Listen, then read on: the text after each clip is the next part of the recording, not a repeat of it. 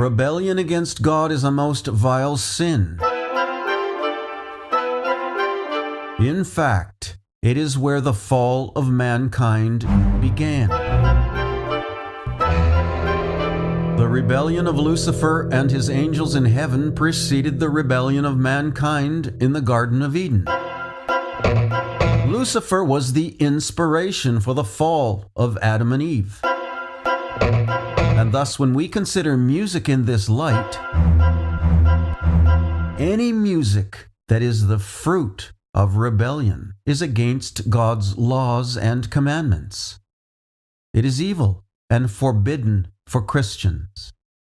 And any attempt to adopt values of that rebellion, regardless of our intent, is to associate ourselves with evil, and in fact, to promote it. And by that affiliation, we are in defiance of 1 Thessalonians chapter 5, verse 22. Abstain from all appearances of evil. Picture yourself as a boat on a river with tangerine trees and marmalade skies. Rebellion against God expressed through the medium of music need not sound dark and evil. For example, the Beatles song, "Lucy in the Sky with Diamonds," has a lovely, gentle, and sublime opening musical section, supported by seemingly innocent and poetically inspired lyrics.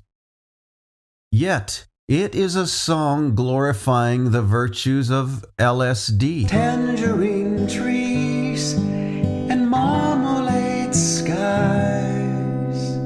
Conversely, the AC/DC song "Highway to Hell" employs classic hard rock motifs, heavy distorted guitars, nasty-sounding vocals, pounding drums, and parallelisms, which we discussed in the first video of the series. There is no question of whether or not this song has all the trademarks of musical and spiritual rebellion against God. It's in your face. Thus, as Christians, we must not be deceived by appearances, particularly when it comes to music that seems innocent and has none of the apparent musical trademarks of rebellion. No nasty overt tritones, parallel fifths, grinding vocals, or primal pounding drums. Rather, it is music that features peaceful and calm musical elements, such as those found in "Lucy in the Sky with Diamonds." Picture yourself. Compare this to another Beatles song. Yesterday. It's a beautiful song, with no offensive musicality or lyrics. Yet, should we deem the song satanically inspired just because it was written by people who publicly identified themselves with Hinduism and Aleister Crowley and rebellion against God? The Beatles made no secret of this. Their album cover to Sgt. Pepper's Lonely Hearts Club Band glorifies all these Luciferian ideals. Yet the song "Yesterday" contains none of it. So what does this mean to Christians seeking to obey 1 Thessalonians chapter 5, verse 22? It raises the issue of discernment. Most will agree that despite its innocent musical and lyrical nature, Yesterday has no place in a worship service, nor should it be something we promote, for the simple reason that it leads people back to the source of its origin, that is the Beatles, and it opens the door to other Beatle influences that invariably lead back to Lucifer.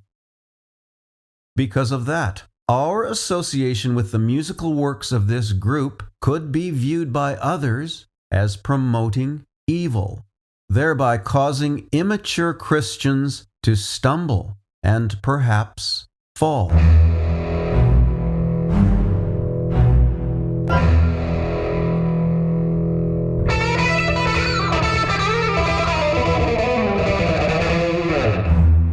Genesis chapter 4, verse 9, Cain said to God, "Am I my brother's keeper?" Though God did not reply, we all know the correct answer. If we claim to be Christians, then we have a responsibility to other Christians. And how we conduct ourselves and our affiliations become a very serious matter.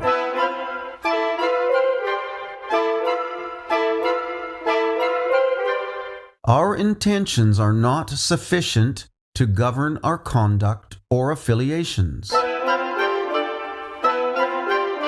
We must consider the impact we have on others, and whether we are giving the appearance of evil, or at the very least allowing ourselves to be associated, even in the most innocent way, with things inspired by the fallen angel, Lucifer.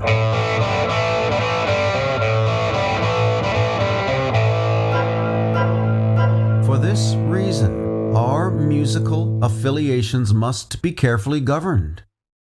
For example, a musical group that calls itself a Christian rock band is already on thin ice.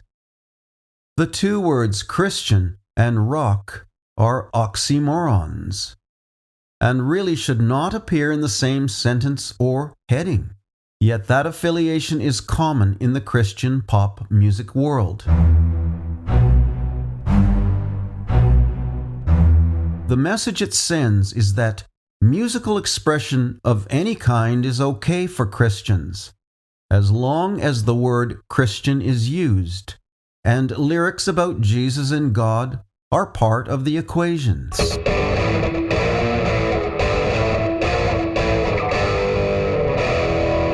This misguided notion has produced a highly corrupt so-called Christian music industry that, when carefully examined, is not much different than the secular rock culture from where it originated.